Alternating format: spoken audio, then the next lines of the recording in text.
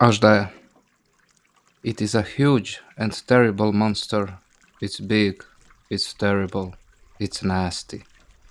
It lives in large waters, lakes or whirlpools, and it waits there, or it comes out to eat people and animals.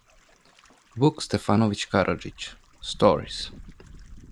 Aždaja is a water dragon-like demon, with which the hero of the story mostly fights in older folk tales.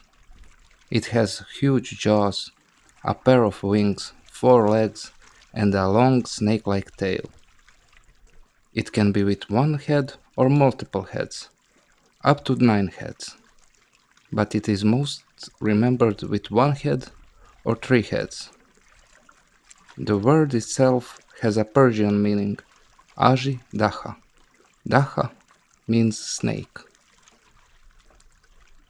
There is a legend that when Miloš Obilić wanted to build the Tumane monastery, he had to kill Aždaja near Golubac, and that the Aždaja's cub cried for its murdered mother, and that from her tears Golubačke mušice, flies, were created, which still exist today. Golubačke mušice on Latin are called, and I'm sorry for my Latin, Semulium reptan golubečence. Aždaja got mixed up with Ala and Zmaj in Serbian folklore, so it is very difficult to separate them as different beings. All these demons of calamity are believed to have originated from a snake that has reached a certain number of years, that hasn't been seen by the human eye. The only way to distinguish them is that Zmaj is a demon of rain and a good harvest in the household.